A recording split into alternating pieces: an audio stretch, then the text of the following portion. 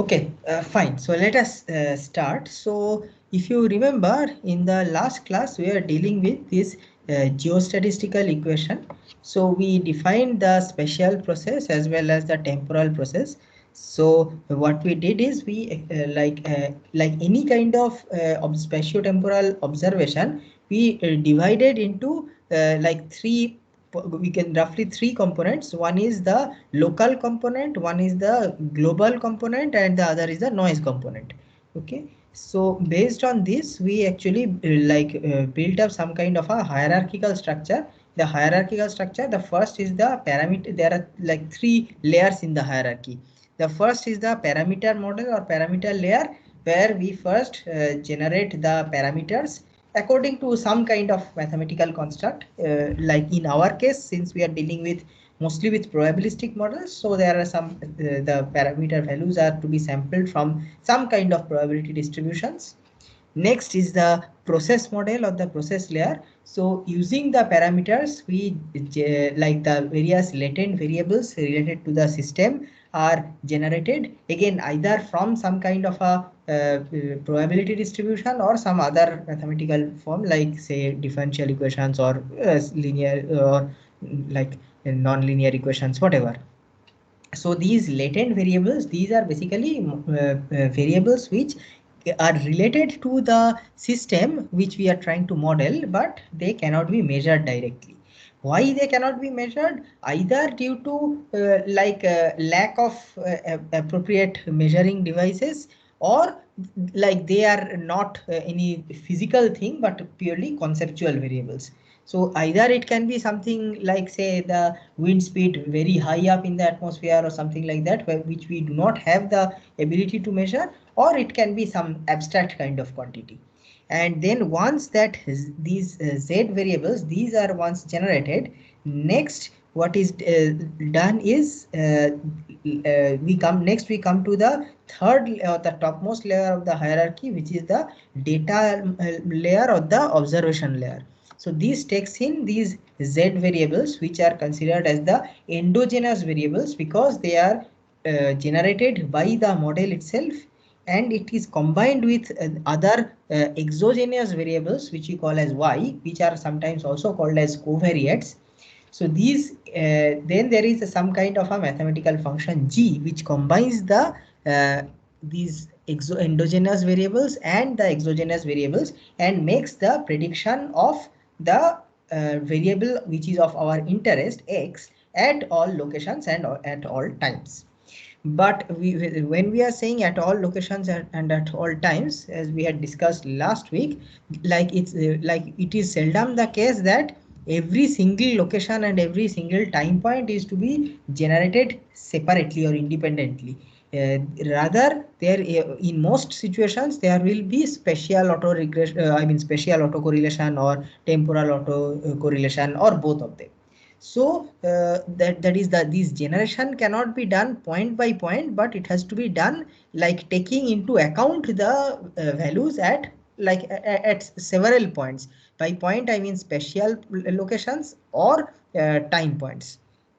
And this kind of thing is usually taken care of by z. The like most of the these autocorrelations etc are reflected in this this endogenous variable z. Now so now like we saw some like simple ways in which this can be formulated in various specific context, like if we are going for the either the spatial process or the temporal process and so on. Now and we also saw that in most cases the data in the data layer there is usually some kind of a variance. This variance is, it's nothing but the random noise. It's like at every location we have the mu plus the eta. The mu stands for the local component and eta stands for the global component, where eta has been generated based on the process variables and the exogenous variables etc. Mu is purely something like is the characteristics of that particular location. But apart from that, there is some randomness also involved. And so basically the randomness denotes everything which we cannot account for. either we do not know the science, or we have some like we are not fully capable of measuring everything perfectly, or so on. So whatever things we are not able to account for in like through mathematics, we just assume that it is like there is a random component which is which is represented by this kind of a Gaussian distribution with the noise. And it is also to be noted here that the covariance of this is the covariance matrix for this is the identity matrix, which means that the noise is generated randomly at all the different or independently at all the different locations. So although the main values, the eta takes care of the autocorrelation between the different locations, but the noise is independent of at all locations. Okay, so now like having discussed the spatial process and the temporal process in this way, then we like talked about one particular issue. So this way, we like the way we are defining it, we can define like XST etc. at a certain number of spatial or temporal points. That is, this S will have to be will be some discrete values like 1 to up to capital S, and these similarly these temporal time points also will be some discrete values t1, t2 up to maybe t capital T, right? So but it might happen that like we are not like like if you remember when we are talking about the template problems in this domain, we said that space can be defined in two ways. One is the discrete way, the other is the continuous way. What's the discrete way? Discrete way is when like the entire region which you are interested in, if this is the entire region, you can divide it up into cells with the help of grids like this, something similar to, like something like latitudes and longitudes. And then so obviously there is going to be only a like a finite number of such cells. These cells are basically discrete structures. So it's like we can that is we can count these cells 1 2 3 4 etc. So whatever is the total number of cells, we call that as this capital S, that is the total number of locations. But what if the like we are not interested in these kind of gridded representation? What if we want point wise representation? Like if we are talking about gridded representation, like each location which we are talking about is basically one grid cell which will span some region or some area. So like depends on how close these grid lines are. So like it might happen that for Kharagpur city lies in one cell. Maybe the nearby cities, or I mean or nearby towns or villages, they also lie on some like cover some of these cells. Maybe this cell stands for Kharagpur, and maybe this cell stands for Kolkata or something like that. But what if we are not interested in that level of discretization? We actually are interested in point wise. Say suppose instead of asking for what is the temperature today at Kharagpur, I specifically want to ask what is the temperature in front of the IIT main building. Right. So or say for example, what is the temperature today in the middle of tech market?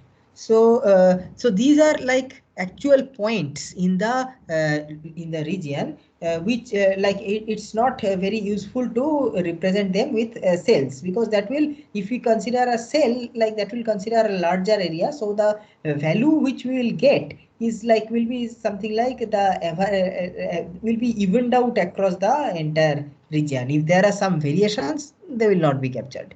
But what I am talking about now is, what if I actually am interested in measurements at each point? So obviously the number of points is like uncountably infinite. So we cannot like we cannot find any or set any value of capital S where we can do the analysis which we are doing so far.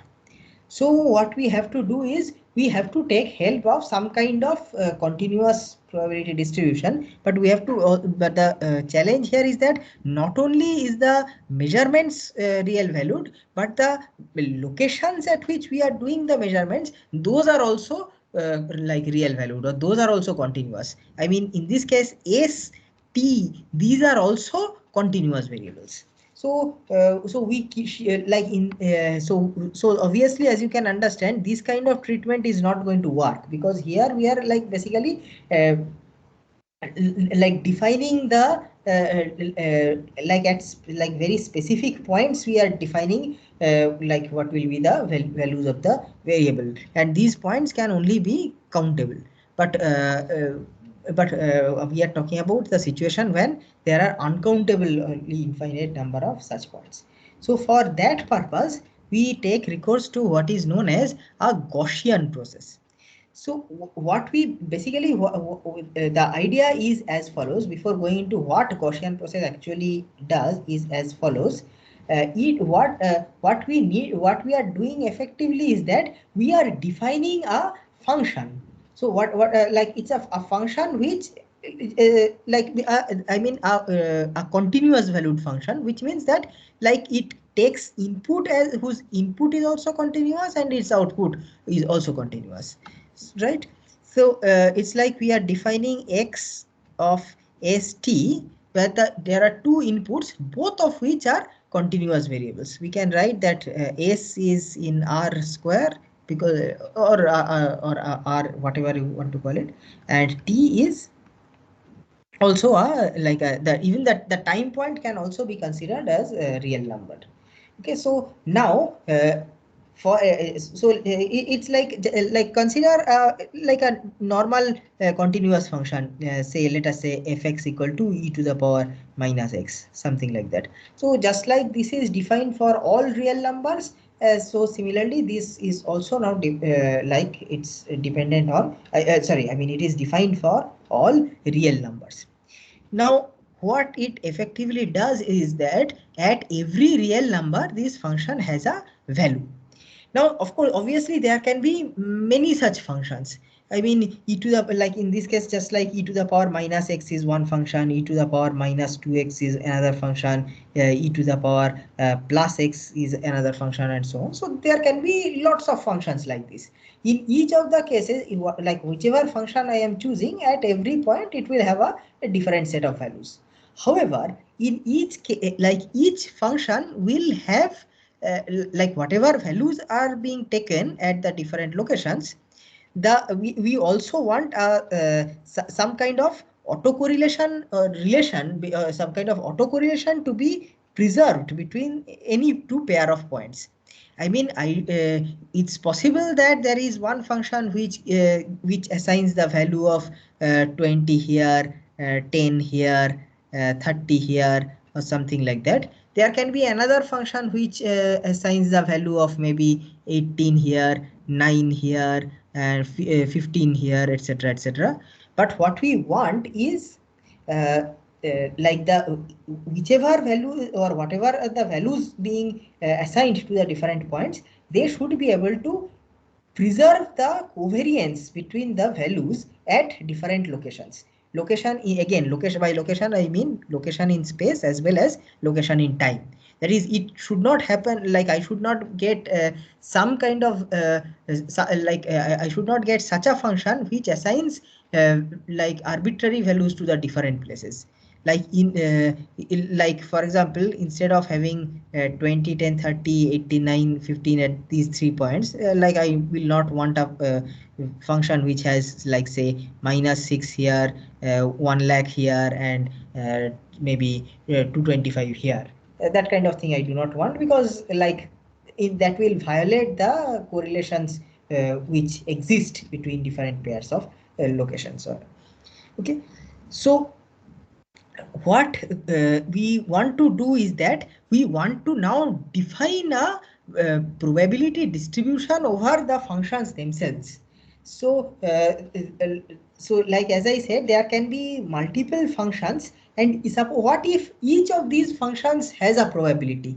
That is like this function has some probability, let's call it as p1. This function has another probability, let's call it as p2. This function has a third probability, let's call it as p3, and so on. So what we are effectively doing is that instead of having a like one single function, like we have, it's like there can be any number of functions, there can be an infinite number of functions, but each function is associated with a probability. And what is the Gaussian, like what our process in this case will do is that it will sample a function itself from a probability distribution and apply that function at all spatial and temporal locations. So if the sampled function is this one, like for every value of x, the corresponding value will be calculated and assigned. If it is one more function which is selected proportional to its corresponding probability, then whatever that function is going to be evaluated at all the locations, and those will define the like they will basically define the observation or the measurements of the variable of interest at the different locations. However, there is a catch that whatever is the value is being sampled, whatever function is being sampled, it should be able to preserve the covariance structure. And what is that covariance structure? That is something which we will specify. Okay. So the answer to doing this is called Gaussian process. So before understanding what exactly a Gaussian process is, let us first just assume that there consider a finite or infinite set of random variables. Okay, x1, x2. Let's denote them as x1, x2, etc., etc. Let's as of now, let us not consider whether they are spatial or temporal or spatiotemporal or whatever. Let us just say that there is any number of random variables. Okay, out of those random variables, consider any random subset of size n. Okay, let's say any so there I have said that there can be any number of random variables. Out of that, some number n I have chosen, any random sample of them. So now my what I want is that every or like if or whatever sample I have chosen, for every possible sample like this, and for whatever value of n it is, be it n equal to like 1, or be it n equal to 5, or be n equal to 105, or whatever it is. Suppose it is the case that the joint distribution of all these random variables is a Gaussian distribution. And what kind of Gaussian distribution? It will have to be a multivariate Gaussian distribution. Why multivariate? Because there are n number of variables like this. So we had seen earlier, in case of normal Gaussian distribution, like what we get is a scalar. It's like like normal distribution is a probability distribution or a PDF over over the real numbers. But here, instead of one real number, we have n real numbers. I should mention also here that the random variables which I am considering, the set of random variables, they are all real valued random variables. This is something to be remembered. Okay. So now it's like saying that now my claim is that this random subset, like whatever be the subset, I mean whatever be the value of n and whichever variables have been selected, their joint distribution undergoes a multivariate Gaussian. Okay. And whenever we are talking about a multivariate Gaussian, we have like we know what the mu, it needs the two parameters. One is the mu vector and the other is the covariance matrix. So what is this mean vector? The mean vector is basically a vector which has the same dimensionality as the random variable. So here we are considering n random variables at a time. So this mu, this must be a n dimensional real number, right? So where n, like n is this n, whatever is the number of random variables, that same n. And similarly, comes the covariance matrix sigma. So once again, since it is n dimensional, so the covariance matrix will have to be of the size n cross n. It is a real, like it's a matrix which is of whose size is n cross n.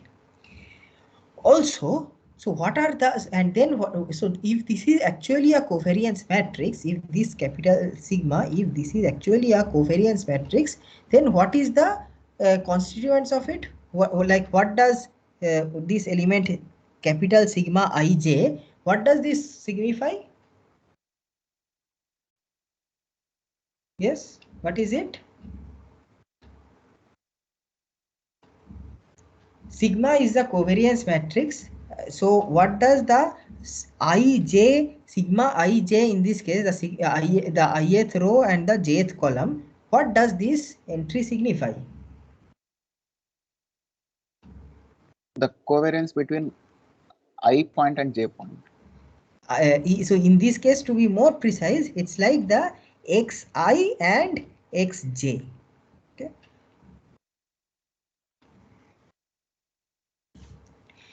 Right. So so that is the covariance matrix. But the point which needs to be remembered here is that this sigma, this is an n cross n matrix. But what is n? N is the simply the number of random variables which I am considering, the set, the size of the random variable. So as I said earlier also, this same thing should happen for all values of n.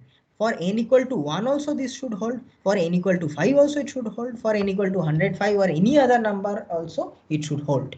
So then what kind of thing is sigma? So this sigma, clearly it cannot be just a simple matrix, because a matrix will have to have some particular size. It can I cannot say that a matrix will be 1 cross 1 also, 5 cross 5 also, and 105 cross 105 also. That's not possible, right? The matrix will have to have a particular size. But I am saying that I need this kind of thing for all values n. I mean for all numbers n, and also for any choice of, or any random subset of n, right? So I like that like for example, if n equal to 3, it may be x1, x2, x3 also. It can be x3, x5, x9 also, or anything else also. Similarly, it can also be n equal to 5, and it can be x1, x2, x3, x4, x5 also, or it can be x2, x4, x6, x8, x10 also, or anything like that. So how do we do this if if neither n nor these elements, I mean the variables, are fixed? So so what is done in case of Gaussian process is that instead of having the covariance matrix, okay, so first of all, like one simple way out of the problem is, suppose we have some fixed number n.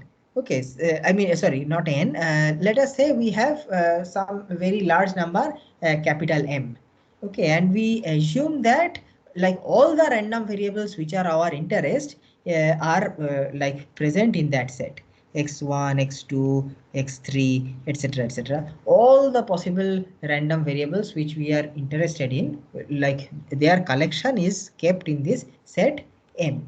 And then what we do, or like let's be consistent with the notation here. Let's say with D. Okay.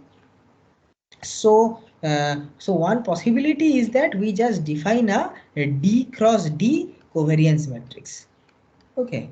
So so like the let us so if we call this as sigma, so this will be a D cross D matrix.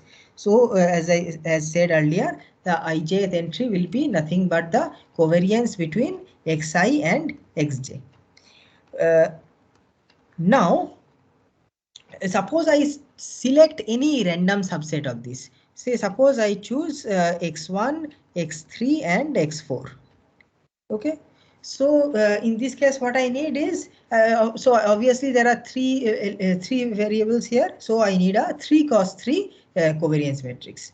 So the elements of that covariance matrix will be things like covariance of x1 comma x3, covariance of x3 comma x4, etc., etc. Correct? These are the covariances which I need. Now if I have this very large covariance matrix, D cross D covariance matrix, which basically stores the covariance between every pair of points, so or every pair of random variables, so from that matrix I can get x3 and x4 also. So basically from this large matrix capital sigma, which is D cross D, I can take a submatrix of it. The submatrix spanned by the first, third and fourth rows and columns.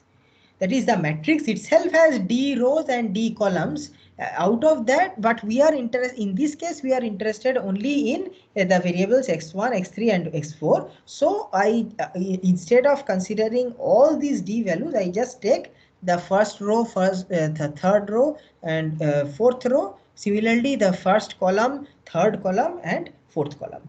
So that is something I can do. And then once I have that thing, similarly, let us say that I have a mean vector also, which is also a d-dimensional real vector. Okay, so like all the points for all the points I have the mean value, but I actually want only 1, 3 and 4. So I will just take mu1, mu3 and mu4. So using these things, I will just take mu at 1, 3, 4. Okay, and now using this reduced mu and this reduced sigma, I can now define my joint distribution on these three random variables in the usual way. Okay, so this is something which we can do. We can just reduce it to a multivariate Gaussian distribution with very large value of d.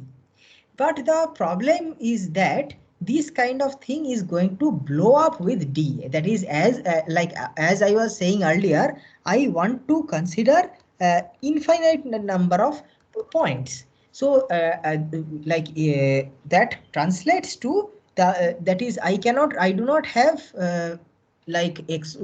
all the random variables which I have, I cannot really enumerate them as x1, x2, x3, etc. It's like an uncountably infinite set of random variables. Just like that, I cannot enumerate all the locations within this thing as 1, 2. I cannot do it. Similarly, in this case also, I cannot enumerate all the random variables. I can approximate them, but even then it's possible that this D is going to be really large. Okay, so this is not going to work. So what we do is we replace the covariance matrix with a covariance function. Similarly, instead of the mean vector, we can go for a mean function. So what is this covariance function all about? So now, if you remember, last Tuesday we had defined a term called the stationary stationary process with respect to covariance. Like we have talked about mean stationarity and covariance stationarity. Okay, so can anyone tell me what is meant by a covariance stationary process?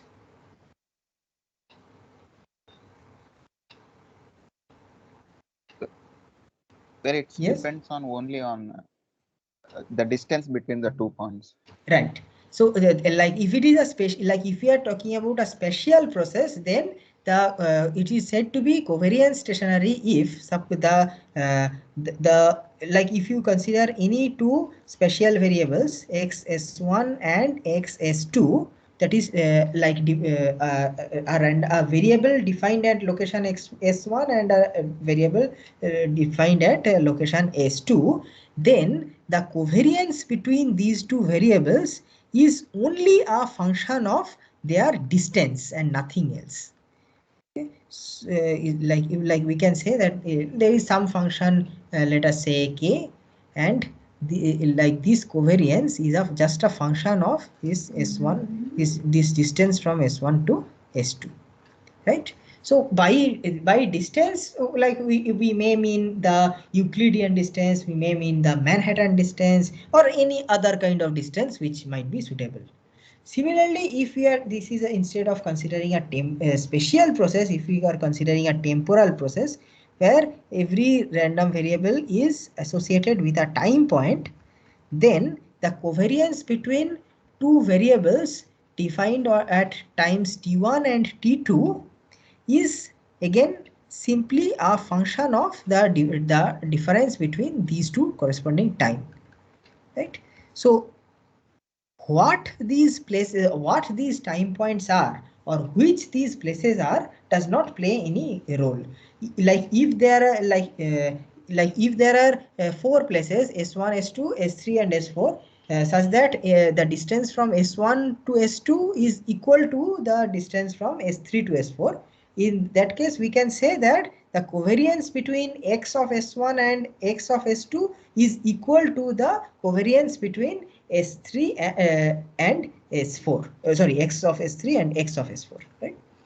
So now, if we have this kind of a stationary process or whatever process which we are considering, if that can be called covariant stationary like this idea can be incorporated to define these kinds of covariance functions instead of covariance matrix. Similarly, so suppose it's like saying that whenever suppose I want to compute the covariance between any two locations s xs and x s, like okay, xs and xs prime. Okay, there is a there is a variable which is defined at location s and also at location s prime, and I want to calculate the covariance between these two things.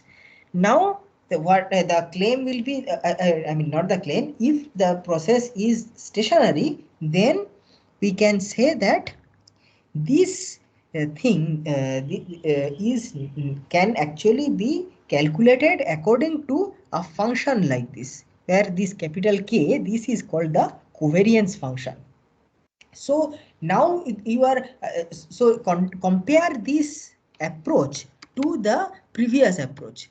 So in this case, suppose you were given like any two locations S1 and S2, and you were asked to like calculate the covariance between x of S1 and x of S2, right? So then what would you do? You would have to like access these very large capital sigma matrix. You will have to find where S1 and S2 are, and you have to read the corresponding value of this very large matrix.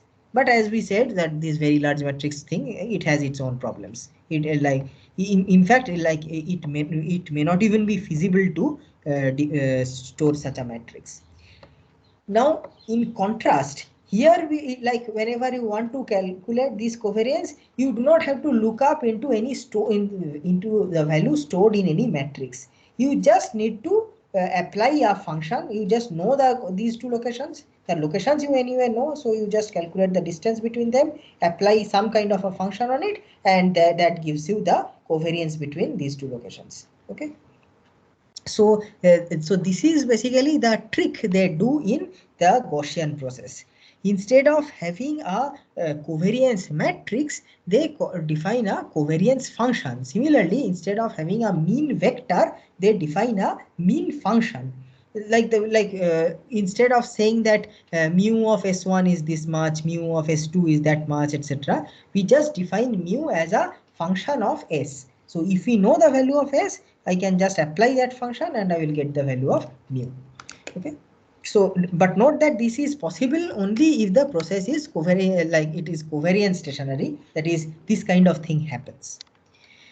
So, so basically that is the that is how we represent the Gaussian process. So now this kind of Gaussian process, this has many interesting properties which I will not go into details in this class, but if you remember in the very first introductory class, I had mentioned one thing called scribing. So like I had mentioned that there are 5 marks available for scribing. So what I meant by that is that like when we are covering some concept in class, some of you can actually prepare a brief lecture note, maybe 3 to 4 pages based on that concept by studying from other sources, by taking a few examples and so on. So and this you can do in groups of 3 or 4 students. So this Gaussian process, this is your first topic to be scribed. So I am not so this is not a mandatory thing. Not everyone has to do the scribing. I mean, it is worth 5 marks. So if you want, you if you do it, you can it will benefit you only. But I am not assigning this work to any specific students. So if some of you are interested to prepare a brief lecture notes, say 4 to 5 pages on this Gaussian process, you are welcome to do so. So you can within say 2 weeks from now, you can search the internet, you can read up, you can construct various examples, and you can prepare a nice notes share with me. It's fine if several groups do, that's also fine. So so details of this Gaussian process, I leave it as a scribe topic. Okay. So now so suppose I have defined my mean function and my covariance function. So now that means what? That means now given a region like this, at every pair of locations, I mean for every locations, I can now sample a value. Yes, how can I do? So why is it that I can do it? So suppose I consider any set of values, any set of locations. Let us say these 5 locations. Let's say that I denote these by S1, S2, S3, S4 and S5.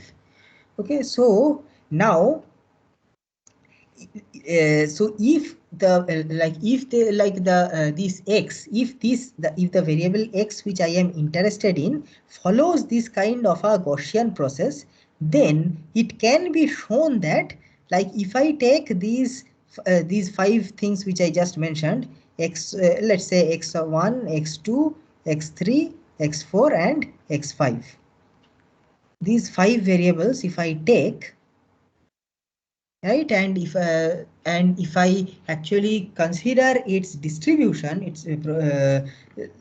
will turn out that this actually follows a Gaussian distribution. So let me denote this vector. So this is obviously a vector of 5 numbers. So let me denote this as some quantity. Let us say by what can I call it? Let me call it as y. Okay. So y is this random variable, these 5-dimensional random variables.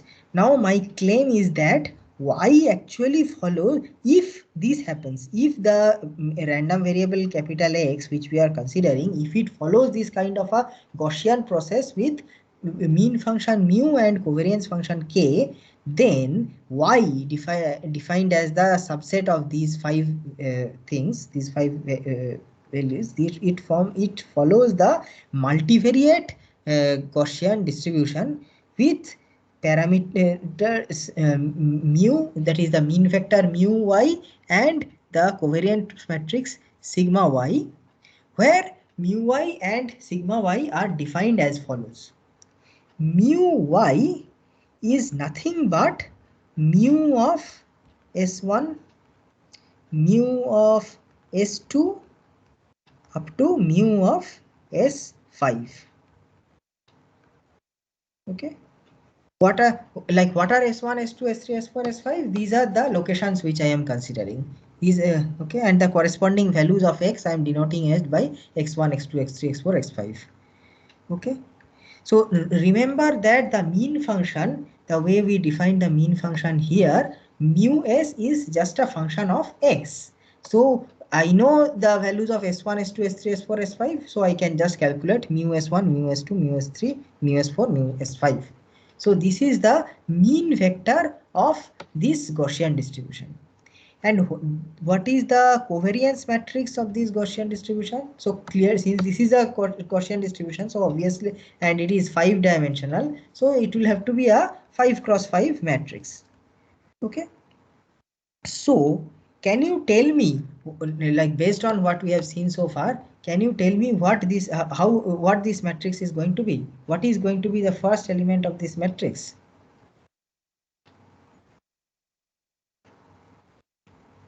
Anyone wants to risk a guess?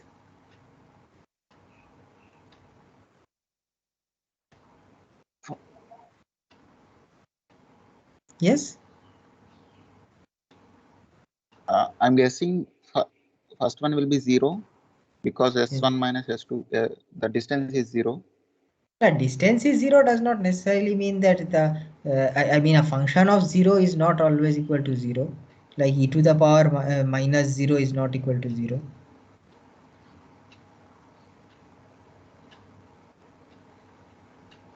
Okay, you tell for any other, like for let's come to the second one, 1 comma 2. What do you think it is?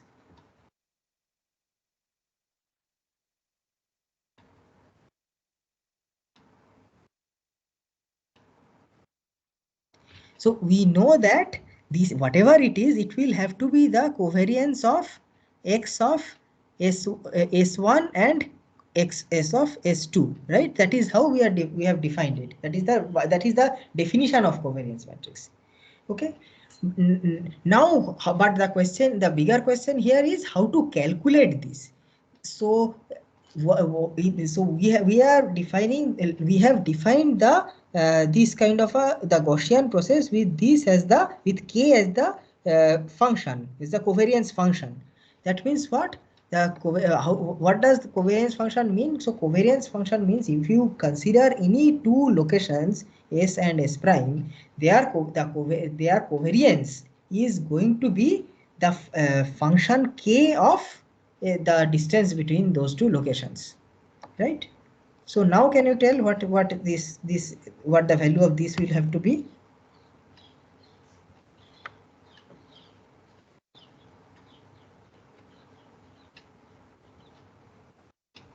Yes. Function of S1 minus S2. What function? What is the name of that function? Like it is written in this slide itself, what is visible right now.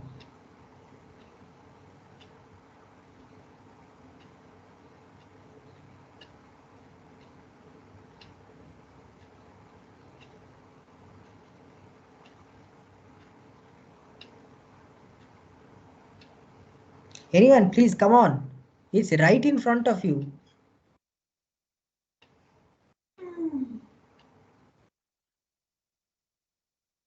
So the covariance function k. Yes, exactly. The covariance function k, right? The covariance function k is defined as the function which within which with which you can quantify the covariance between any two locations. So in this case, this will have to be this value will have to be k of the distance between S1 and S2. That's all, right? So the first one, this will have to be k of, will be k0. So this will not, the value, it will not be 0 itself, it will be k of 0. So k of 0 may or may not be 0, but it is k of 0. The next one similarly is k of S1 minus S2. Similarly, the others, like all the others, you can follow like the fill up like this. This will have to be k of S2 minus S1, which is of course the same as S1 minus S2. Distance, any distance function has to be symmetric, etc. So you can just follow up this, like fill up this whole matrix. So the thing is that each of these elements in the matrix you can calculate using the function k. See, if just like in this vector, every element you can calculate using the mean function mu. So in this case, so the good thing here is that you do not have to store any value. If you know k, mu and k, you can always compute it, right? So this is the so if the x is actually going to follow a Gaussian process like this over the entire domain in which we are interested, then the like it is like if you, whenever you are interested in any subset of locations like this, you can easily express their joint distribution as a multivariate Gaussian, whose mean vector and covariance matrix you can simply calculate from the mean function and the covariance function. Fine. There is no storage required. Whatever any 5 locations you take, you will be able to express their joint distribution. Fine. So you may ask this. So what is the use of doing all these things? So like I understand that for many of you this concept is slightly difficult to grasp. Okay. By the way, so now when I say that X follows Gaussian process with mu and K, what exactly do I mean? That is, what exactly do I mean by this kind of a symbol? So, so this symbol you must have noticed by now. This indicates that like it's a random variable follows a distribution. That is, if I say that X, if I write this, what does it mean? It follows that that X is a random variable which follows the Bernoulli distribution with parameter P. If I write Y tilde mu sigma, what does it mean? It means that Y is a random variable which follows normal distribution with parameters mu and sigma. Similarly, when I write this means that X is a random variable which follows Gaussian process with mean function mu and covariance function K. But what kind of function is this X? I mean, what kind of a random variable is this X? Is it a discrete random variable, or is it a continuous random variable, or what is it? The answer is that it is it is neither a discrete random variable nor a continuous random variable, but it is actually a function. X is like X is at every realization of this is of X is actually a function of like which assigns some value to every possible point in this region. Okay, so that's what I was trying to say earlier when I was like when I mentioned that when I mentioned that we consider this as a like a function whose inputs are real and output is also real. So so that is let us consider any like any assignment of values to all points in this region, to every single point in this region. I mean, by point I mean the continuous points. Okay, so that set of assigned values, we can say like if these points were countable, then all those values we could have arranged in a very long vector. Okay, but of course, because it's not countable, so we cannot have a very long vector like that. What we do, what we do instead is that we just say that it's a function. That this X is basically a function. It maps every point in this domain to a real number, right? Now, one assignment of this, but there can be multiple assignments of these numbers. Like for example, it might be that in one assignment is at S1 the value is 1.1, the value is at S2 the value is 1.5, at S3 the value is minus 3.2, etc, etc. This is in this way at every possible point some value is assigned. So this we can call as one function. Like let us define this as f1. Okay. Similarly, there can be another function that is which again maps from that same spatial domain to the space of real numbers, in which a different set of values is assigned to the different locations. So S1 is now mapped to maybe 5.7. S2 is now mapped to minus 3.4. S3 is mapped to some other thing and so on. So this is this is F2. Okay, so similarly, obviously in any infinite number of such functions are possible. Now, as I was telling earlier, every single function will have some what if every single function has a probability. So that is essentially what is happening in this case, in case of Gaussian process. If I say that X follows Gaussian process with mean function mu and covariance function K, what I actually mean is that every realization of X is a function like this, and every realization similarly has a particular probability also. Now, what is that? I mean, which realization has how much probability, that you can calculate using the any multivariate Gaussian distribution. Okay, so like this concept may take a little bit of effort to grasp, but I urge you all to take this as a homework and try to just understand how this Gaussian process works. And like once again, you are invited to write scribe notes on this. Now, anyway, so now you may be wondering that what is the necessity of doing all these? What did I gain by doing all these kinds of things? So, the answer is that, so we remember that we started off by saying that we have a region and only at a finite locations I have some observations, and what I want to do is at any random location I may want to like make the or estimate the value of that random of the variable, right? That is, I may have observations at these few points with the help of the instruments which I have set up, etc. But that does not mean that these will not give me the values at every single point, like at the intermediate points also. So what if I want, let us say within the IIT Kharagpur campus, I have set up these 4 thermometers, but let us assume that this kind of region, this is the IIT Kharagpur campus. At these 4 locations, I have set up thermometers to measure the temperature.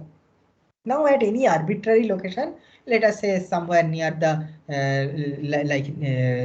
let's say somewhere near CZD or something like that, I want to measure the temperature. So what will I do? So one approach is called kriging, Kriging. So this is basically something like interpolation.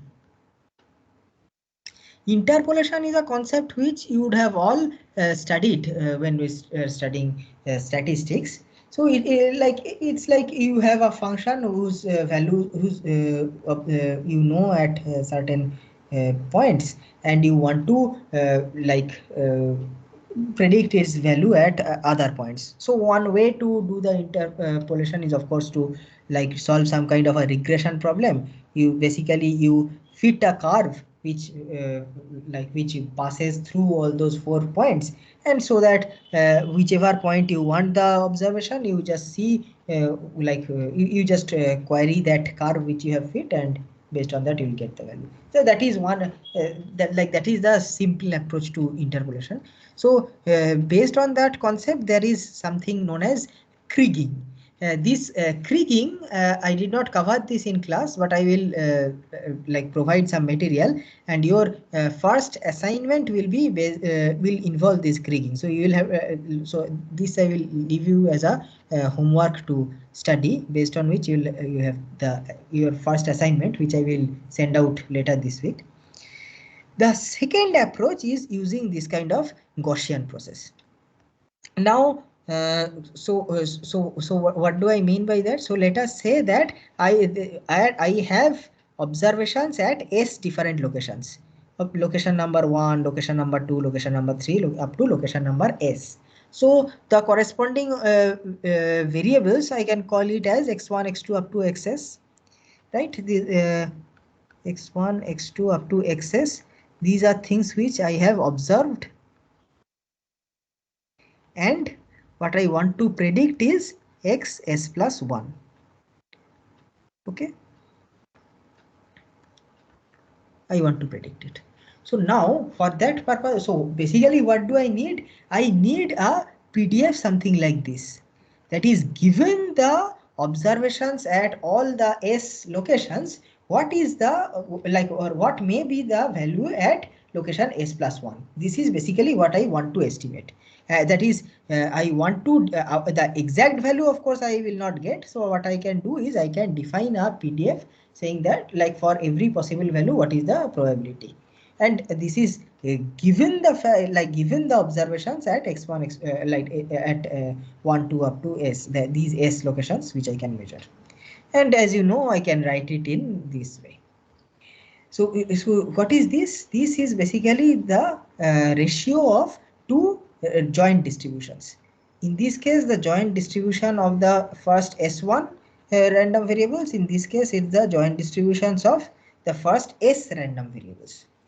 Now, how to calculate these PDFs?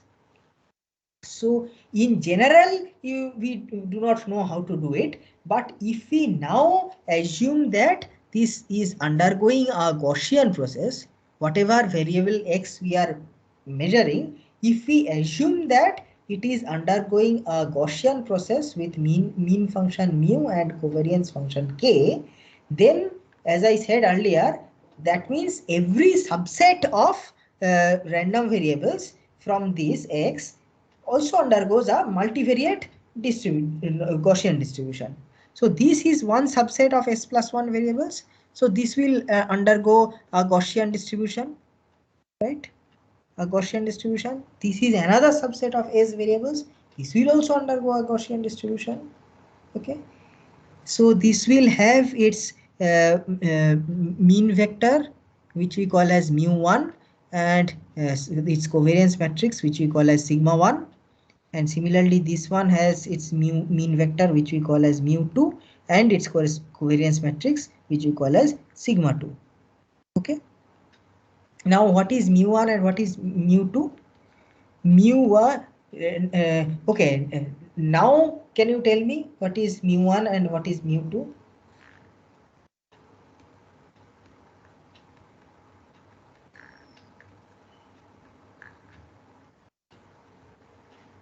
Yes, I have told you that this x, the variable in question, it undergoes Gaussian process with mean function mu and covariance function k. Now I am interested in these s plus 1 number of locations, which I am calling as location 1, location 2, location 3, location 4, location s plus 1. Okay, so these s plus 1 random variables, they will have to undergo a multivariate Gaussian distribution. Similarly, in the denominator, these s random variable, they will also have to undergo a Gaussian distribution, a multivariate Gaussian distribution. So if that is the case, what will be the parameters of these two Gaussian distributions, mu1 and mu2? Tell me now.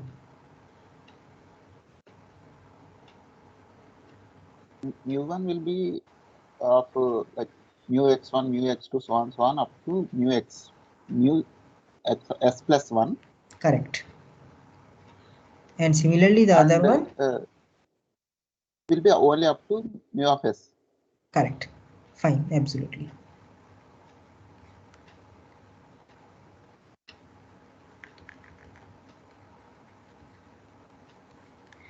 Right. So this way you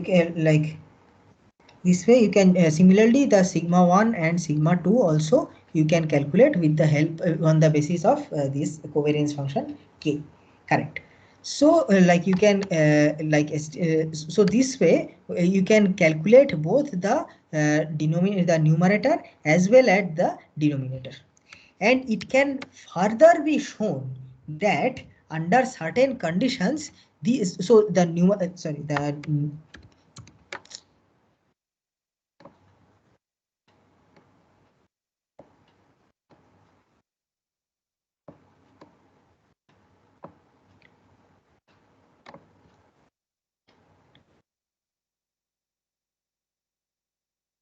it can be shown that in this is like so this PDF, this is, as you can see, it's a like a ratio of two Gaussian PDFs. On the numerator we have one Gaussian PDF, in the denominator also we have another Gaussian PDF. Okay, and now it can be shown that under certain conditions this is itself follows a Gaussian PDF. Okay, so that is like basically what I mean is xs plus 1 given x1 up to xs, this itself follows or equal to the Gaussian distribution with, let's call it as mu star and sigma star, where mu star is a complicated function of like mu1, mu2, sigma 1 and sigma 2. Or that is this mu star basically you can calculate with the help of mu and k is some function of mu and k, and this sigma star, this is also some function of mu and k. Okay, so the actual what this expression is actually going to be, that it is possible to write out, that is if you actually do the hard work and if you actually that is write out the PDF, do the algebra, cancel things from the numerator and denominator, and then based on whatever you get, you have to bring in some new terms, you have to balance for some constants and so on, and finally what you will get is that you will actually get a Gaussian PDF only. Okay, and so what that like as I said, it will have its mean will be some mu star and its sigma covariance will be some sigma star, where both mu star and sigma star is some very complicated looking function of the mu and k. So again, those of you who will be doing the scribe of this Gaussian process, you should actually complete this part also. You should actually show for the for this thing what the PDF is going to look like. Okay, so but so whatever it is, so finally what we have done is we have that is given the observations at these S points, I now have a probability distribution on what the observation is at S plus 1. And further, it's a Gaussian distribution also. So basically it means that it follows some kind of a bell-shaped curve, and whose mean is mu star. Okay. And so you can now predict that with high confidence that the value that given what you have the observations at all the locations, the predicted value at this location of your interest is nothing but mu star. I mean that is not the only thing that is possible. It's mu star is where, but mu star is where the probability of this is highest, because as you can see in the PDF, this mu star is the mode, that is where the PDF is maximum. Other values also will have some probability, so so we are not saying that this is exactly going to be mu star. It can be something else also with a lower probability. Okay, so basically like given the observations at these 4 or 5 points or any S number of points, at any other point which I am interested in, I can now get an estimate of what the value is going to be. Okay, so so basically what I have done is I have done some kind of interpolation, but this is more than interpolation. In case of interpolation, you get a single value. In this case, I am getting a entire probability distribution over all possible values. That is instead of saying in a certain with like full certainty that it is going to be that this location is going to have the temperature of 30 degrees Celsius. Instead of saying something making that kind of a deterministic prediction, I am actually quantifying the uncertainty also. I am saying that this is a distribution on a probability distribution on the temperature at that location, whose maximum most likely value is mu star, but other values are also possible with the probability. So it's like basically what I have done is I have done probabilistic interpolation, which like we can also call as Gaussian process regression. Why regression? The regression is like basically a problem where you have to predict the value of any real valued quantity, and that is precisely what we are doing here. the value obviously is a real number, because that's why we are going for Gaussian distribution and we are predicting its values. But this is more than regression, the normal regression. It's like probabilistic regression, because for every possible value of the variable in question, we are associating a probability also. Okay, so we can, like, what we have done essentially is called GPR, Gaussian process regression.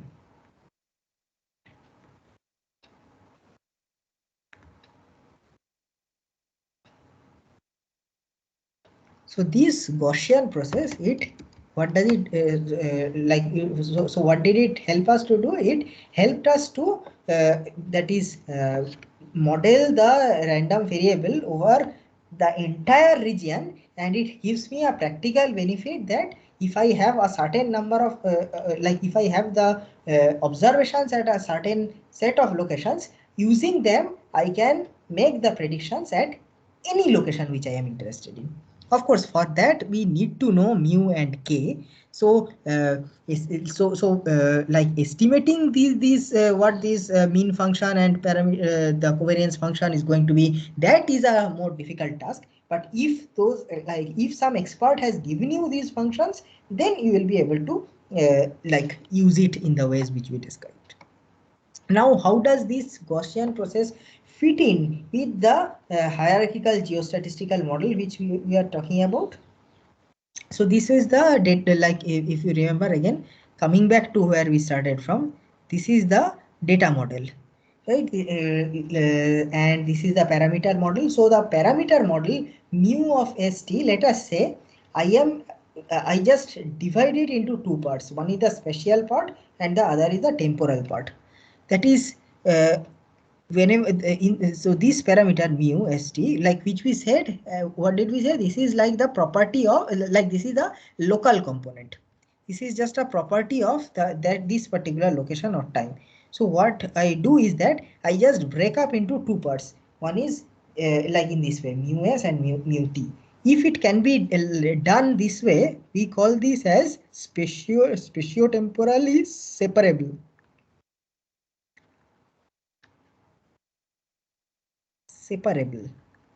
That is, the spatial and temporal components can be separated out.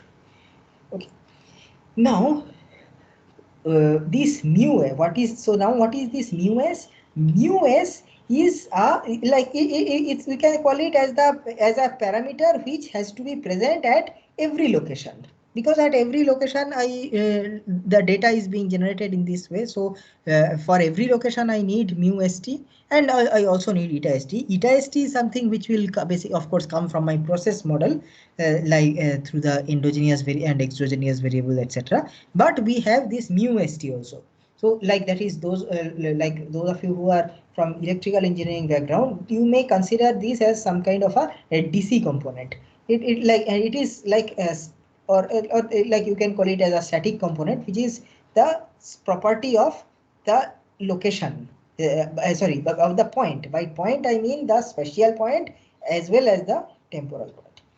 Now this mu st, this has to be this so I have now separated it into the spatial and the temporal parts. Now each of these will have to be defined. This mu as this part, this obviously will have to be defined at all the locations. Similarly, mu t, this also has to be defined at all the time points. And by all time points I mean all, not any given set of things, but like if I query any arbitrary location s, then also it has to have a mu s.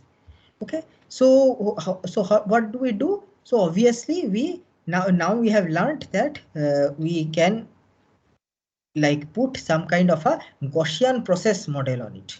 That is, we define a mu function, a mean function, we define a covariance function, and we just put this Gaussian process on it. That means what? That means like this mu s, which this component, which itself is now a random variable. So remember that like in this model, in the parameter layer, every parameter is itself considered as a random variable and some kind of a probabilistic some prior distribution is attached on it, right? If you like just like in the coin tossing example which I was giving, so the parameters of the two coins P1 and P2, we assume that they were themselves following some kind of a prior distribution using some hyperparameters, right?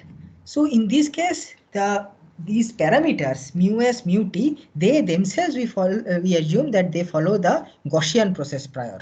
Okay, and these are the hyperparameters. Okay. Hyperparameters are what? Hyperparameters are parameters of prior distributions. That is what these things are doing. So where do hyperparameters come from? They are usually provided by whoever is designing the algorithm. Okay. Now comes the process model. The process model we have like discussed. Eta st like can be like expressed as a like it can be like as a combination of the z, the endogenous variable z and the exogenous variables y, and there like after applying some kind of a transformation. So these A and B, as we saw yesterday, these are transformation matrices. Okay, and now these endogenous variables zst, we further assume this to be this also as separable. Just like we consider this mu st as separable, this zst also we consider to be separable. Okay, so this is and then what is so what is this zst? As we said earlier, this is like the latent variable, the process variable, which is defined at different location s and different time points t. And clearly if I want xst to be valid at all locations, so I mean at every single location, then of course I mean I need eta st also at every single location. So if eta st is needed at every single location, that means zst is also needed at every single location. And so for zst, or just like in case of mu, I put a Gaussian process prior. Similarly for zst also, I mean for the z also, I mean I need a Gaussian process prior. This is not mu t, this is zt, right?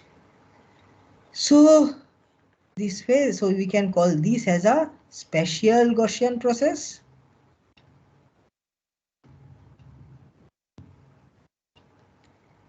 And this I can call as the temporal Gaussian process.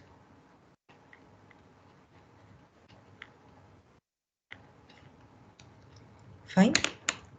So the model which the hierarchical model which we had defined earlier, like earlier, the way we defined it earlier, it could be like it could be defined for only a finite number of or countable number of locations and time points. But with the help of Gaussian process, we can now make it as like continuous in both space and time. Any like any single point, spatial point, any single time point you give, we will be able to like make a prediction there. Okay, so that's the power of Gaussian process. Now, okay, fine. So this way we built a model. So what do we do with this kind of model? So as we said earlier, yesterday also I had mentioned this, it can be used, a model can be used in two ways. One is the forward problem, which like or the simulation, or the other is the inverse problem or the inference. In what do we do in case of in the forward mode? What we do is basically we simulate new data from the model. That is, we first identify a set of locations and time points to generate that data where we want to generate the data. Now this mu is still so we have assumed that this follows a Gaussian process, so we generate the data from the Gaussian process. So what is meant by that? What is meant by generating data from a Gaussian process? The answer lies in sampling. So this is done with the help of sampling. So, what do I mean by that? What do I mean by sampling? So, suppose I say that X follows Bernoulli P. So so now so this is a random variable which follows this distribution. So now what do I want to do? Suppose I say I want to sample data from this kind of a distribution. Then what will I do? It is basically what I mean in this case is that I am going to toss a coin and tell you which coin, a coin with the bias P, and whatever result I get, head or tail, I just note down here. So that is like drawing one sample from this kind of a distribution. But this is simplest because this is the Bernoulli distribution. Similarly, I can make it slightly more complicated, and instead of so I can go for the categorical distribution with like parameters P1, P2, P3, P4, right? And I can draw a sample from it. That means it's like basically I am rolling a 4-faced dice where each of the faces have probability P1, P2, P3, P4 of appearing. So let us say the after rolling that 4-faced die, the value I get is 3. So I just note down the number 3. So that way I have drawn a sample from X. So most of you have used the uniform the rand function, right, which is there in most programming languages. So what rand does is that you have a have the interval, right, say the 0 to 1 interval. The rand function gives you the any number between 0 and 1, right? So do any of you know what distribution or what probability distribution rand function follows? Random. Random, fine. But what is the name of the probability distribution? Uniform. What? Sorry, uniform. And what does that mean?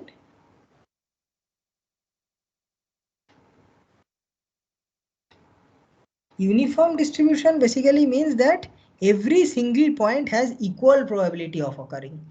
So if you like, for example, if you if you contrast it against, let us say, the beta distribution. So beta distribution is also, it's like it is present between 0 and 1. It's defined between 0 and 1. Its support set is just the 0 and 1, right? 0 to 1. So but what does the beta distribution PDF looks like? It says something like this, right? That is, it goes up and then it comes down, or maybe it may also be like this. That means what? That means the initial values have low probability. The probability gradually rises, reaches a peak, and then comes down until it reaches at 1. Beyond 1, its probability becomes 0. But in case of an uniform distribution, it's the it's like just like this. It's a flat line. Every single point has equal probability of occurring. Okay. So if we say, like, when you are sampling a value from an uniform distribution, that basically means you are generating any value between 0 and 1 with equal or with uniform probability. So just like so similarly, it is also possible to sample a value from these kinds of beta distributions or from a Gaussian distribution. So how those sampling is done, that that you may learn in some advanced statistics course or something. We'll not go into that, but basically so whenever you have a some kind of a PDF or some kind of a probability distribution, you can draw samples from it. So similarly, from a Gaussian process also, if you like specify the parameters, the mean parameter, the mean function and the covariance function, you can generate values, or you can sample values from a Gaussian process. And what is a and Gaussian, what is the support set of a Gaussian process? As I said earlier, the support set of the Gaussian process are actually not is neither real numbers nor say integers nor binary values or anything, but it's like real valued functions over the entire domain. That is the support set of Gaussian process. So when you are drawing a sample from a Gaussian process, it's certainly not one number or not even a set of numbers, but it is actually like an infinite number of an infinite set of numbers which are assigned to the different locations. Okay. Now, so obviously, like as that indicates, drawing a sample from a Gaussian distribution is difficult, but there are ways to do it. Now, so you do not have to worry about how to generate or how to do the sampling from a Gaussian process.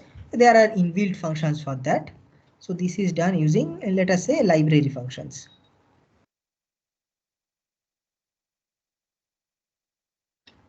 So whatever you are using, be it Python or R or MATLAB or whatever, you will find that there are inbuilt functions which people have developed over the years to draw samples from this kind of a Gaussian process. So now once you do that, what you do for each mu_s and mu_t, now you can first generate the data at one location or one time point, and then you can generate further data at the different time points and like through further sampling in the same way as earlier discussed with the help of Gaussian process. That is, you basically have to draw samples from these kinds of conditional distributions. And once you have got the entire values of mu_s and mu_t, etc., eta_s, eta_t, next you have to similarly generate the values of z_st. Okay, and then once you have got that, then finally you can generate the value of xst. The AS, so xst, if you remember, xst follows the Gaussian distribution. So this is the simplest step. So like here you just need to, at every location and every time point, you just need to sample from a single Gaussian distribution. That is easy to do. And so finally what you get is you get the values of x at every location. So okay, so that way you can generate an entire data set. So why is that helpful or why is that useful? It is useful for say for simulation of future scenarios. Say suppose you know that, like suppose you know what a monsoon season looks like, or say a winter season looks like in Kharagpur. That is, you know that if at every day, at every hour of the day, what is the or what are the temperatures at the different places of the campus. Now what you want to do is you want to simulate a new year in which, or a new winter season in which you want to uh, like not exactly forecast, but you want to assign values at different locations at different on different days at different hours of the day. So you do not want, so you want those whatever values you are assigning, you want them to be realistic. You do not really want to predict a temperature of -5 degrees Celsius at 12 noon, nor do you want to predict a temperature of say 37 degrees Celsius at the middle of the night or anything like that. Whatever values you predict will have to be consistent with the past data. Okay, so using the past data, you will build the model, and the various parameters of the model or the choices of the different various functions, etc. You will choose based on the previous or the historical data you have, and then from those once you have your model is ready, you can generate the new you can simulate the new data. So that is how simulation is done. And the other is of course the inverse problem, where we already have some observations of both the variable of interest x as well as the covariates y. So now we have to estimate the model parameters. That is all the mu, sigma, those transformation matrices A, B, the values of the latent variables. That's everything you need to estimate. So how to do that? So there are again various sampling based algorithms. There is one set of techniques known as the Markov chain Monte Carlo.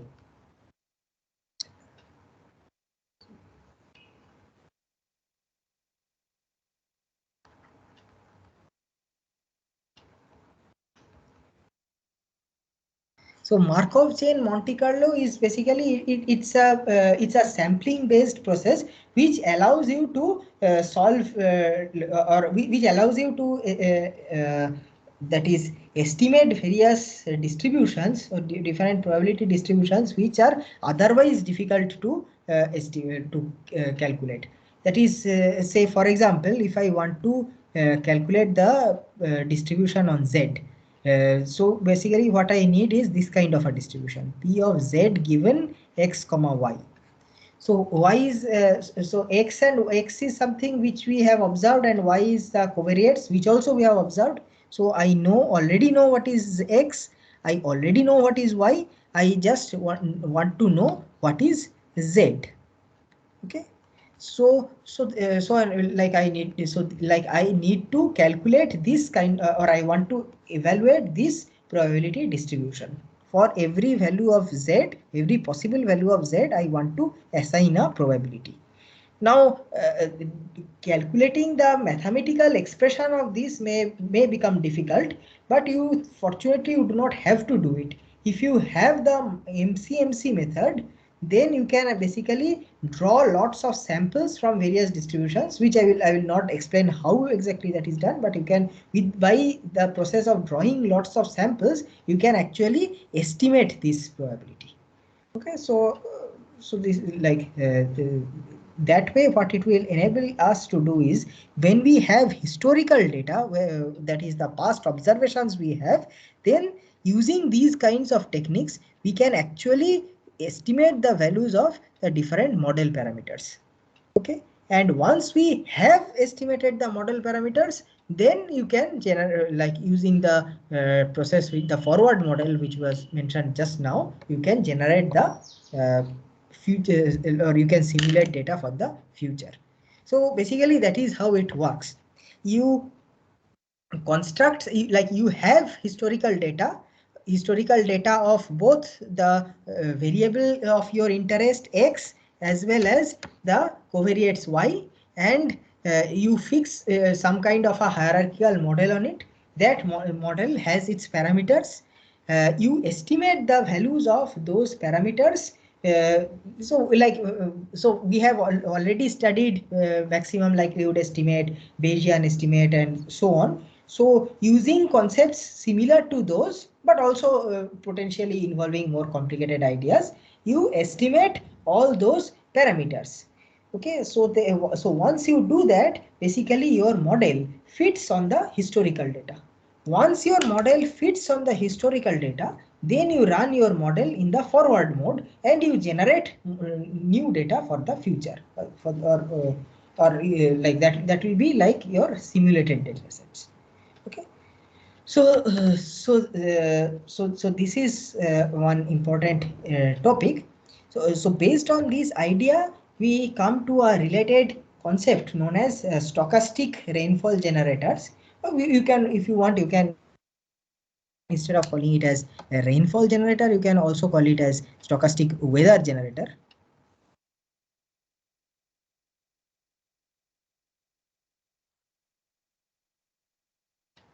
So what does a stochastic weather generator do? What it basically tries to do is that the same thing, you have observations of various weather variables for over a region for the historical period. Let us say for the past 20 years or past 100 years or something like that. Now you want to simulate data for the future from the same system. But the only thing is that the data which you are simulating, it should be consistent with the past observations. Okay, so and what do I mean by consistent with the past observations? That is, like if we evaluate the various statistics of your simulated data, they should match the statistics of the historical data. So now this kind of simulation, it can be done by two types of models. One is the process-based models, the other is the statistical models. So what is a process-based model? Okay, first of all, so why do we even want to do simulation? What is the purpose of doing simulation of the of future weather or future climate. Do any of you have any idea why we want to do simulation?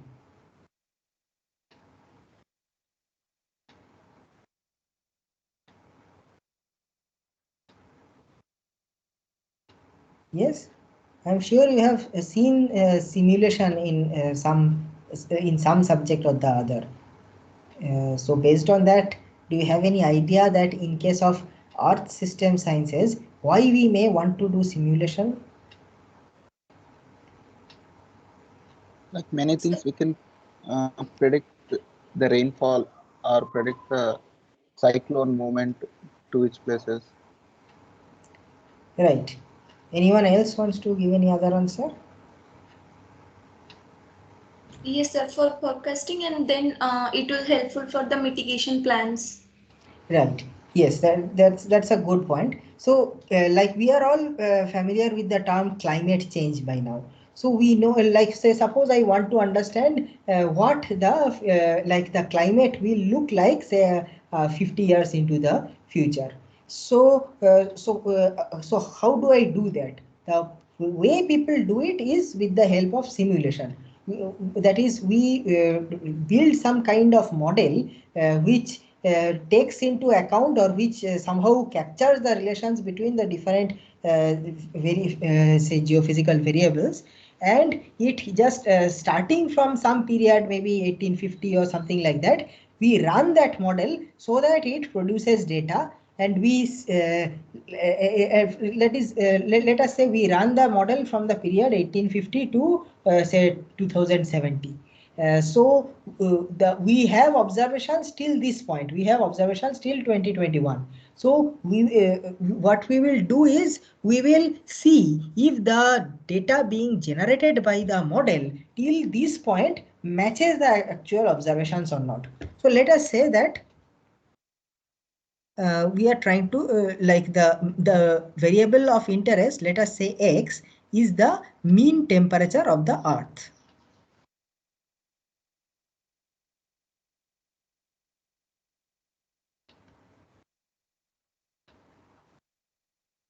Okay, so so if we let us say if we start from 1850, 1900, 1950, 2000, and let's say finally up to 2021. Let's say this is where we are.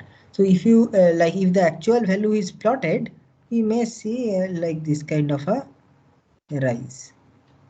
Okay. I'm not saying that this is the exact nature of the curve, but something that is gradually rising like this, and becoming, the warming process is gradually becoming faster also. So now what I am interested in is what is going to happen between 2021 and 2070. Let us say it can be like this. It can be like this. It can even be like this. So, so for that purpose, what I do is I run a model. I build a model and I run it from the initial conditions in 1850. So let us say that I find that what my model is predicting is as follows. Say this is, let us say this is what my model is predicting. So clearly I see that what my model has predicted does not match the observations. It is saying, like, it's like saying it is increasing at a constant speed, and it will, hence it will probably also continue to like increase like that. That's probably not a good idea. Then the model is probably not doing well because it's not matching the observations. So I play with my model so that it like it is forced to be to obey the observations, and then in the future it can be. Okay, so that is the reason why we take the help of simulation by models.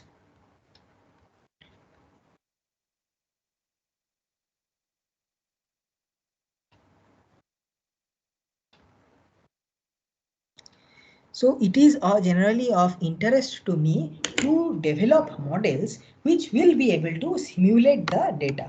and that simulation will have to be consistent with past observations. I cannot just make any make any predictions and say that this is what is going to be. It like at least statistically it has to be consistent with a part of the past. If not the entire past, then at least some window of the past. So there are two broad ways of doing this kind of simulation. One is the process-based models, and another is through statistical models. What the process-based models try to do is they actually try to understand the physics of the whole process and then express it in the language of mathematics. So it requires the detailed knowledge of the physics of the process. So if we are interested in weather and climate and things like that, we actually need to, and if we want to build a process-based model for that, we actually need a full-scale physical understanding of what are the variables involved, how they interact with each other, etc., etc., and then only express that in the form of mathematical equations. So that is a difficult task. The slightly easier task is to go for a statistical model, so which only tries to reproduce the observable part of the process irrespective of the physics behind it. So I do not really care about what causes the rainfall, but I have the observations of rainfall, I plot it, I construct some histograms or something like that. I see what is the nature of the histogram. If I find that it looks like a the histogram is a bell-shaped curve or something like that, accordingly I fit a probability distribution on it.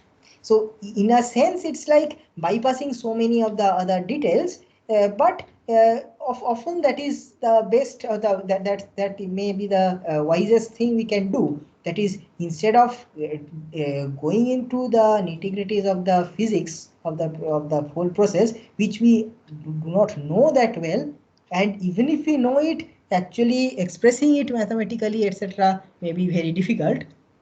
So in such a situations, our shortcut is to use these kind of statistical models. Okay. So now one specific kind of such stochastic process model which people have worked on since especially in the hydrology community since say at least the last 30 years or so is the stochastic rainfall generator. So as the name suggests, what you want to do is you want to simulate synthetic values of rainfall over a particular region. Now, this is to be noted very properly, very thoroughly, that this simulation is not the same as prediction. You are not really trying to predict how much rain there is going to be at a particular location at a given point of time. That is called the forecasting. That is different from simulation. In case of simulation, you have to give values which are consistent with the past, but you are not claiming that it is precisely what the future is going to look like. Now, if you can do prediction or if you can do actual forecasting with point-based matching, that's of course great. But often that is not needed. That is, you often do not need the actual values of or the individual values of any variable in the future, but you just want to get an idea of what it looks like. So for that, what we do is simulation. And this is the most important matter to be understood, that the statistical properties of the simulated values should match the corresponding properties of the observed or historical values. Not everything in the historical values, because we know that it's a changing world. What the values which were observed in say 1850 or 1720 is probably irrelevant today. So when we are talking about historical periods, we are talking about a recent enough historical period. Okay. So now these kinds of models, so like that's as I said, it's a stochastic rainfall generator. So why is stochastic? As we were discussing earlier also, there is uncertainty inherent to the process, which is modeled with the help of probability distributions. Okay, so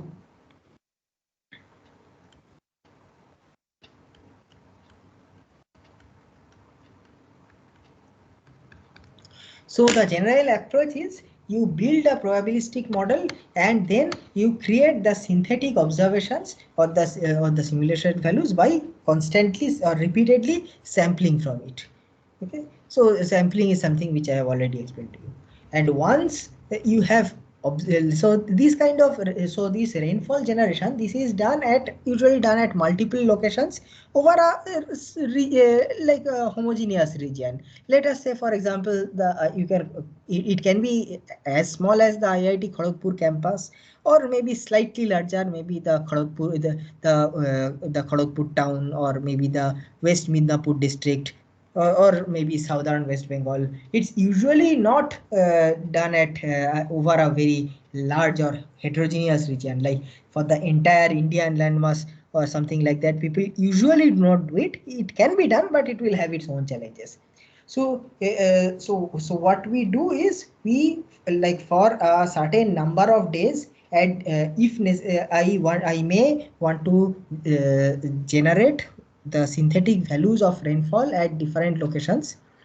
It may be at different hours of the day also, if I so wish, or if I don't wish, it's as is more common, we just go for daily values of rainfall. Okay, so if suppose I have generated that, I have simulated the daily rainfall, daily values of rainfall for a certain number of days, and let us say for one monsoon season over a certain number of locations, or a certain region.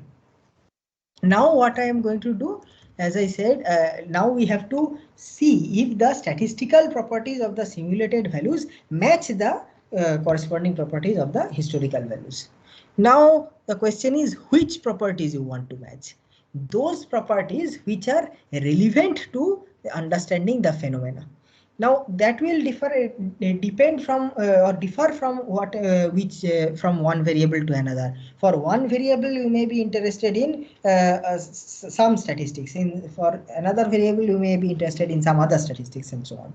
So in case of rainfall, so usually these are the key statistics to be evaluated. One is the proportion of wet days. So what is wet day? Wet day is basically those days in which there has been some amount of rainfall. This is opposed to dry days. So like what we have is daily rainfall. So at any given location, so that means every day is to be divided, like can be classified as dry or wet. Dry day means rainfall equal to 0, and wet day means rainfall is greater than 0. Okay. So out of all the days that you have simulated, what proportion of them are wet? So if you look at the say the monsoon season of India, so the monsoon season of India roughly is from 1st June to 30th of September, which you can calculate is 122 days. Okay. Now if you take up any particular location, any location within India, out of these 122 days, you can estimate how many of, or you can count how many of them were dry or how many of them were wet. Okay, and you will typically find that only about 30% of the days are wet, even during the monsoon season. That is, most of the days you, like, there is no rainfall at all, or maybe only a very small amount which can be neglected. A significant amount of rainfall happens in just about 30% of the days. So that is the one statistics to be evaluated. So if you consider the simulation or the data simulated by your model, and you find that the season's rainfall is equally divided among all the days or something like that, then basically your model has not done a good job. What typically happens is that most of the rainfall, or nearly 90% of the rainfall, is packed into 30% of the days, and the remaining 10% is like scantily scattered across the remaining 70% days, which are mostly dry.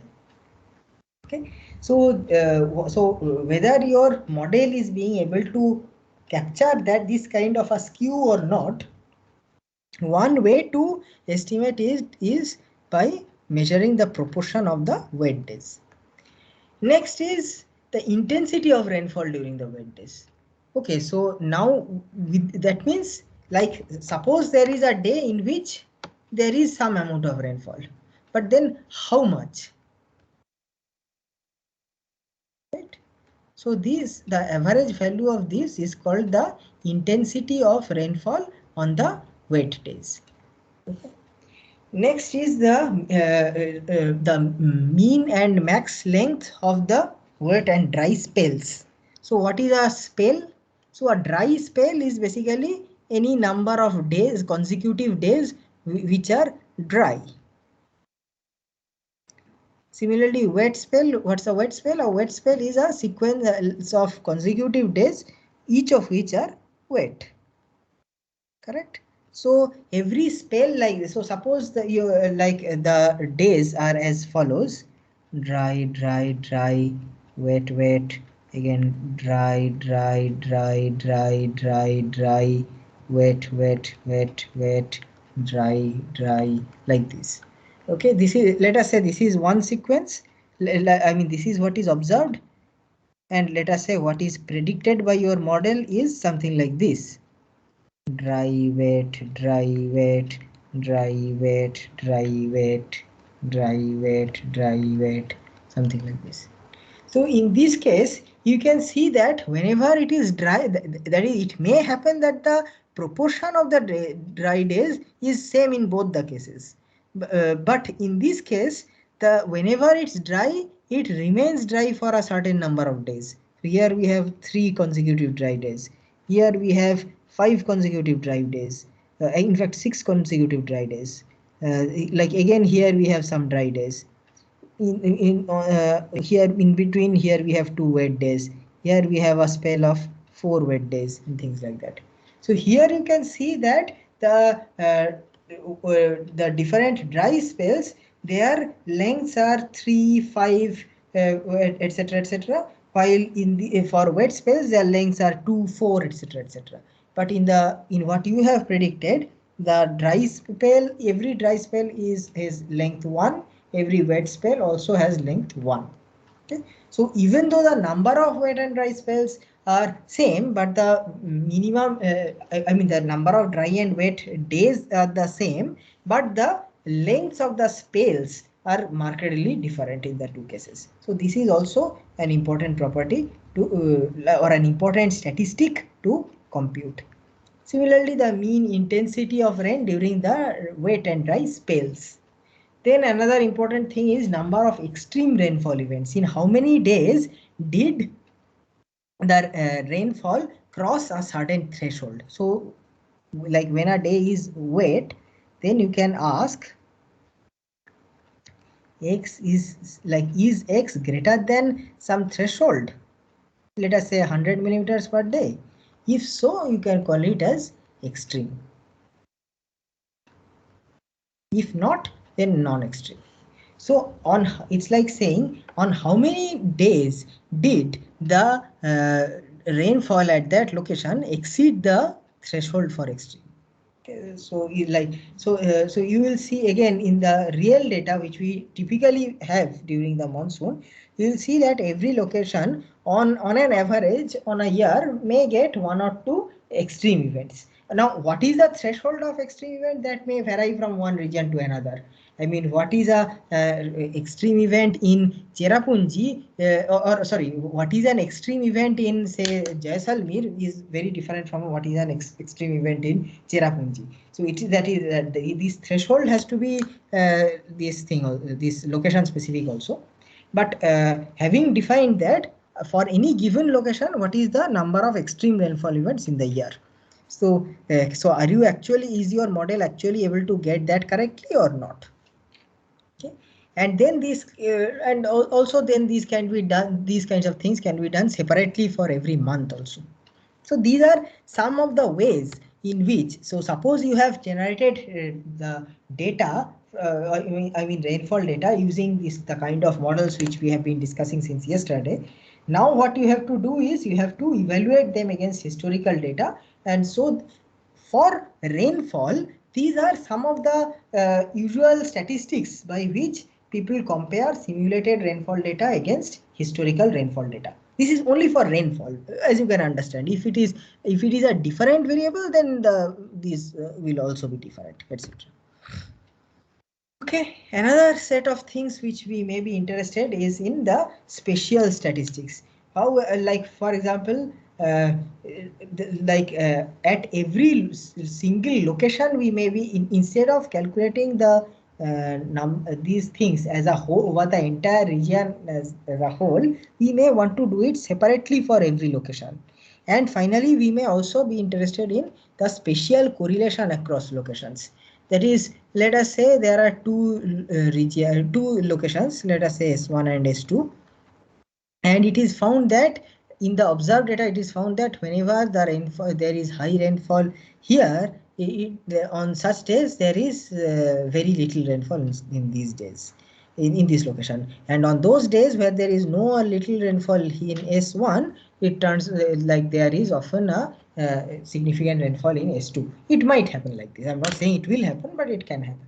So if that is a thing, then we have like clearly the rainfall in these two locations are negatively correlated. So you have to now see, is that kind of a negative correlation reflecting in your data, in your simulated data also. So that is like so basically what you have to do is just that is you have to take various pairs of locations, say SI, SJ, etc. And you have to like let us say you have X of SI and X of SJ. These are your observations, and you have X hat of SI and X hat of SJ. These are your simulations. Okay, and now you want to calculate the covariance of these and the covariance of these and compare them. So that and you have to do this for all I and J, for all pairs of locations.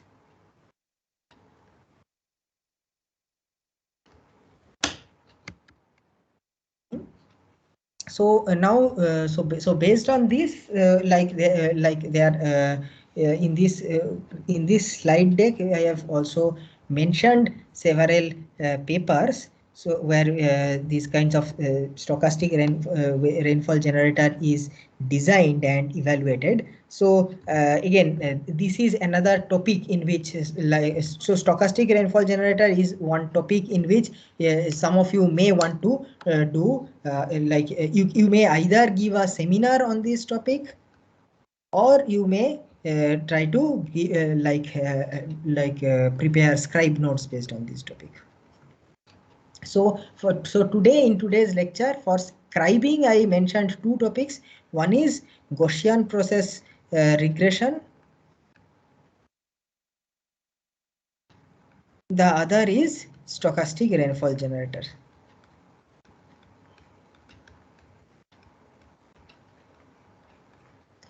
So if time permits, we may like at some later stage we may come back to stochastic rainfall generator, but you can consider it as a seminar topic or as a scribing topic. So if anyone is interested, you are welcome to prepare your scribe notes or your seminar based on this. Okay, so with this we come to the end of this today's lecture. We'll meet again on next Monday. Before that, sometime later this week, I will post your first assignment, which is based on, as I said, Kriging and Gaussian process regression.